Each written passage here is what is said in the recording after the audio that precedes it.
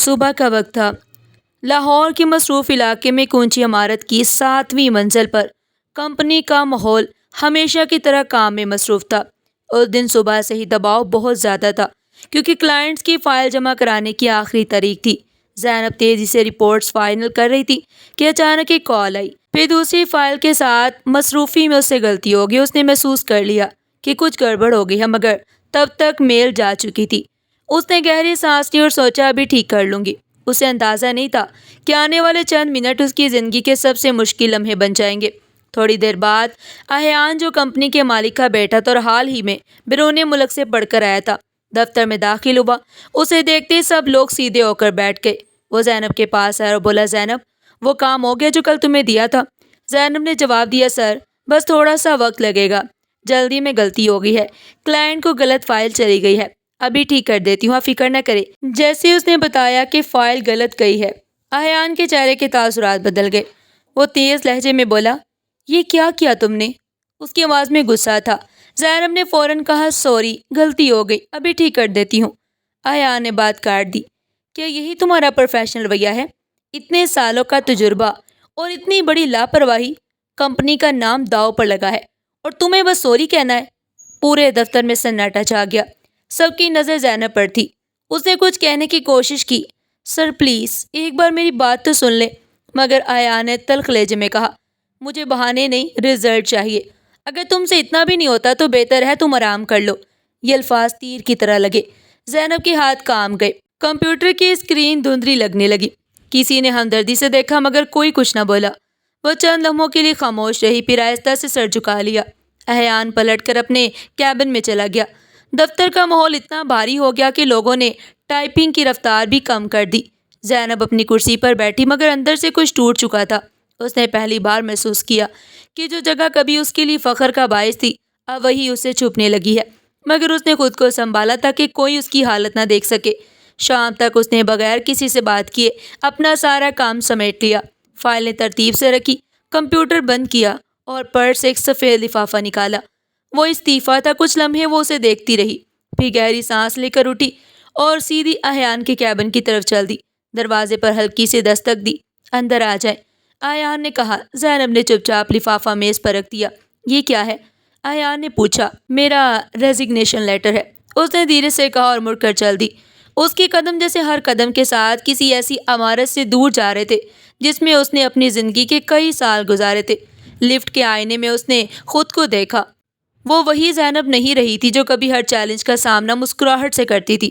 اب ایک ایسی عورت تھی جس کا خود احترام کسی کے الفاظ سے چکنا چور ہو چکا تھا۔ اگلی صبح دفتر کے دروازے تو کھلے مگر ماحول ویسا نہیں تھا جیسا ہر روز ہوتا تھا۔ کافی مشین کی آواز بھی بدلی ہوئی لگ رہی تھی۔ چہرے پر عجیب سی خاموشی چھائی ہوئی تھی۔ کسی نے کسی کو مسکرا کر گڈ مارننگ نہیں کہا، نہ ہی کوئی مذاق یا ہنسی کی آواز تھی۔ سب جانتے تھے کہ کل کیا ہوا تھا۔ کچھ دیر بعد جاوید صاحب دفتر پہنچے، سفید بالوں والے، نرم لہجے کے مگر باوقار بزرگ۔ ان کی موجودگی سے دفتر میں ہمیشہ اپنائیت محسوس ہوتی تھی۔ انہوں نے چاروں جانب نظر دوڑائی اور پوچھا، زینب نظر نہیں آ رہی؟ آج اسے نئی رپورٹ جمع کرنی تھی۔ ریسیپشن پر کھڑی عائشہ گھبرا کر بولی، سر وہ کل اپنا ریزگنیشن دے گئی ہے۔ جاوید صاحب چونکے، مگر ایسی کیا بات ہو گئی کہ زینب استعفیٰ دے گئی اور مجھے بتایا بھی نہیں؟ ان کی آواز میں حیرت اور غصہ دونوں تھے۔ انہوں نے فوراً اپنے بیٹے احیان کو بلایا۔ چند لمحوں بعد احیان سامنے کھڑا تھا۔ ڈیڈ، آپ نے بلایا؟ ہاں بیٹھو احیان۔ جاوید صاحب کے چہرے پر سنجیدگی تھی مگر آنکھوں میں سختی صاف دکھائی دے رہی تھی۔ انہوں نے کہا، زینب نے استعفیٰ کیوں دیا؟ احیان نے آہستہ سے کہا، اسے ایک بڑی غلطی ہو گئی تھی، کلائنٹ کو غلط فائل چلی گئی، میں نے سمجھایا مگر شاید وہ جذباتی ہو کر استعفیٰ دے گئی۔ جاوید صاحب کی آواز میں کرواہٹ اتر آئی۔ سمجھایا یا ذلیل کیا؟ احیان چونکا۔ ڈیڈ آپ ایسا کیوں کہہ رہے ہیں؟ میں نے صرف ڈانٹا تھا۔ جاوید صاحب نے کہا، تمہیں پتہ بھی ہے وہ لڑکی کون ہے؟ احیان نے حیرت سے کہا، ایک سینئر امپلائی تھی جو کئی سالوں سے یہاں کام کر رہی تھی۔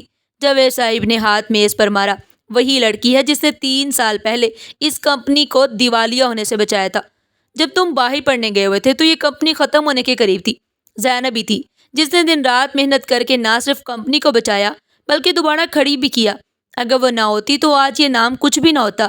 احیان کا چہرہ اتر گیا، اسے اپنے الفاظ یاد آنے لگے، ہر جملہ، ہر تیز لفظ تیر کی طرح دل میں لگ رہا تھا۔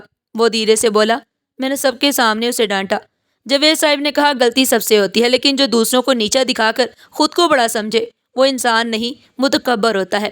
ایان کی آنکھیں نم ہو گئی۔ اس نے دھیمی آواز میں کہا ڈیڈ مجھ سے بہت بڑی غلطی ہو گئی۔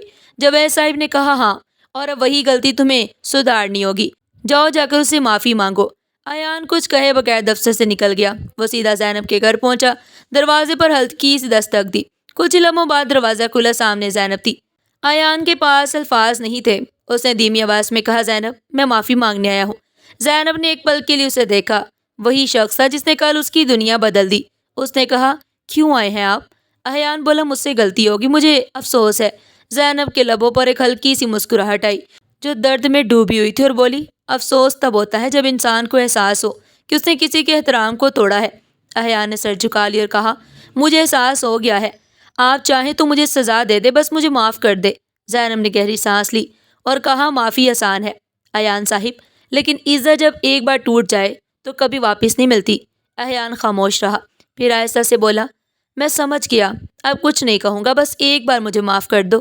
زینب نے کہا جب زخم عزت پر لگے ہوں تو معافی نکلتی نہیں، بس یہی بہتر ہے کہ یہ بات یہیں ختم کر دے۔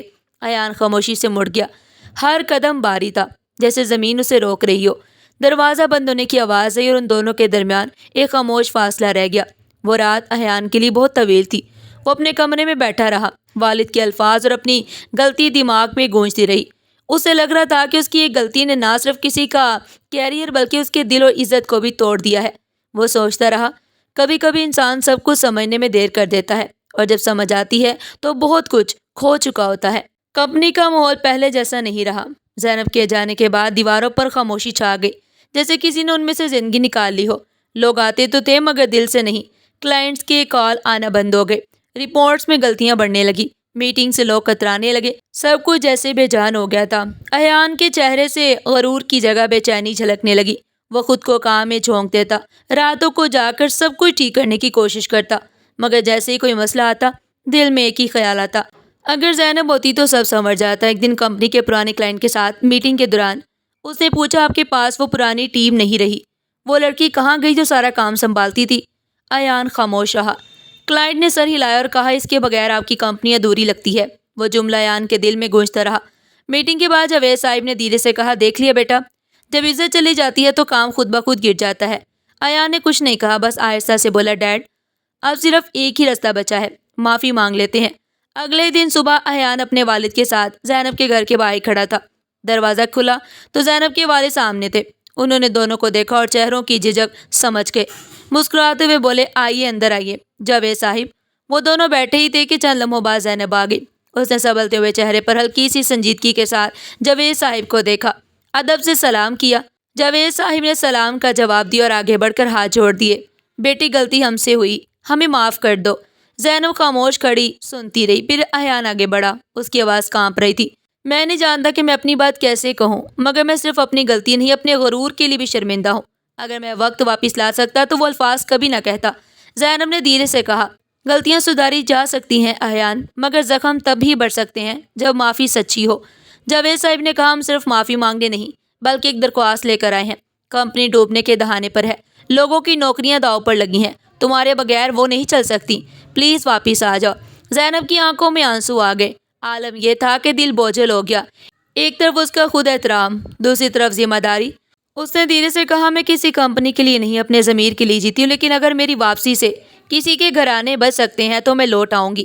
جاوید صاحب کی آنکھیں نم ہو گئی مگر چہرے پر مسکراہٹ تھی۔ بس یہی تو ہمیں چاہیے بیٹی، اس کمپنی کو تم جیسی سوچ کی ضرورت ہے۔ ایان نے سر جھکا کر کہا شکریہ، اور وعدہ کرتا ہوں اس بار صرف نام سے نہیں دل سے عزت دوں گا۔ زینب کے لبوں پر ہلکی سی مسکراہٹ آئی، وہ پہلی مسکراہٹ تھی جس میں غصہ نہیں بلکہ معافی کی جھلک تھی۔ چند ہفتوں بعد زینب نے دوبارہ کمپنی جوائن کر لی، مگر اس بار بطور مشیر۔ پہلے ہی دن جیسے ہی وہ دفتر میں داخل ہوئی سب کے رویے بدل چکے تھے، ہر کوئی زیادہ نرم اور سننے والا لگ رہا تھا۔ رفتہ رفتہ کمپنی میں دوبارہ جان آنے لگی، پرانے کلائنٹس واپس آنے لگے، نئے پروجیکٹس کامیاب ہونے لگے اور کام میں ایک مثبت فضا پیدا ہو گئی۔ دفتر میں جہاں پہلے غرور اور بے احترامی تھی اب تعاون اور عزت کا ماحول تھا۔ زینب کی زندگی میں اب سکون لوٹ آیا تھا۔ دن گزرتے گئے، سب کچھ معمول پر آنے لگا۔ ایان اب پہلے جیسا نہیں رہا، اس کی آواز میں اب غرور نہیں بلکہ نرمی تھی۔ وہ ہر میٹنگ سے پہلے زینب کی رائے لیتا، ہر فیصلے سے پہلے اس کی بات سنتا۔ رفتہ رفتہ وہ فاصلہ جو کبھی بدگمانی اور تکبر کی وجہ سے پیدا ہوا تھا اب سمجھ اور عزت میں بدلنے لگا۔ وہ دونوں اکثر رات کے تک دفتر میں بیٹھے رہتے، کبھی کسی پروجیکٹ پر بات کرتے، کبھی زندگی پر۔ دونوں کے درمیان ایک عجیب سا سکون تھا، کبھی وہ ہنستے، کبھی خاموش رہتے، مگر ان کی خاموشی بھی بولتی تھی۔ وقت کے ساتھ دونوں کے درمیان ایک ایسا رشتہ بننے لگا جس کی بنیاد عزت پر تھی اور دیواریں بھروسے کی۔ جاوید صاحب دور سے یہ سب دیکھتے ہوئے مسکراتے رہتے۔ وہ جانتے تھے کہ ان کا بیٹا وہ پرانا احیان نہیں رہا جو دوسروں کی غلطیوں پر چیختا تھا، بلکہ وہ ایک ایسا انسان بن چکا تھا جو دوسروں کے احساسات کو سمجھتا ہے۔ ایک شام جاوید صاحب احیان کے پاس آئے اور بولے، بیٹا کمپنی تو سنبھل گئی، مگر میرا دل کہتا ہے کہ ہمارے گھر کو بھی اب زینب جیسی سمجھدار بہو کی ضرورت ہے۔ احیان کے لبوں پر مسکراہٹ آئی مگر آنکھوں میں جھجک تھی۔ ڈرتے ہوئے اس نے کہا، اگر اس نے انکار کر دیا تو؟ جاوید صاحب ہنستے ہوئے بولے، اگر تمہارا دل سچا ہے تو وہ ضرور سمجھ جائے گی۔ کچھ دنوں بعد احیان نے ہمت جمع کی۔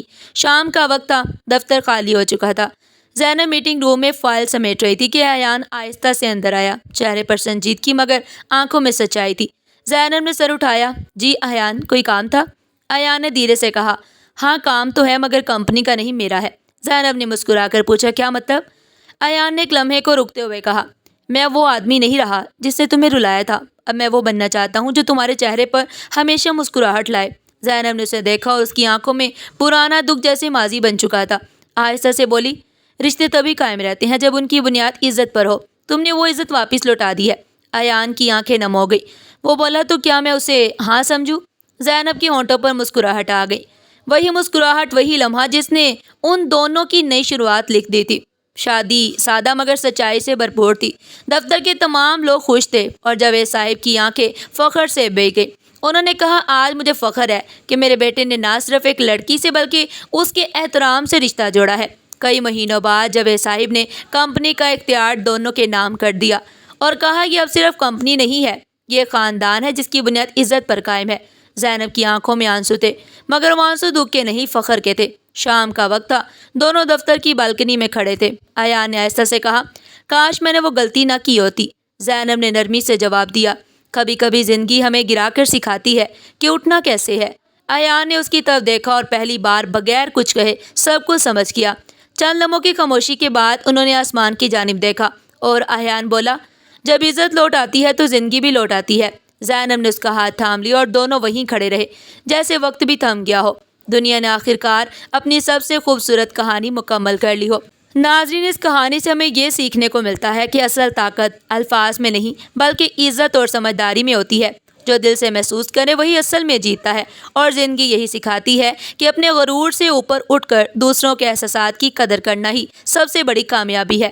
ناظرین، آپ کو آج کی ہماری یہ کہانی کیسی لگی؟ کمنٹ سیکشن میں اپنی قیمتی رائے کا اظہار ضرور کیجیے گا، اور اس طرح کی مزید سبق آموز کہانیاں سننے کے لیے ہمارے چینل کو سبسکرائب کریں۔ ویڈیو پسند آئی ہو تو ویڈیو کو لائک کریں اور اپنے دوستوں کے ساتھ شیئر کریں۔ پھر ملتے ہیں ایک نئی کہانی کے ساتھ، تب تک کے لیے اللہ حافظ۔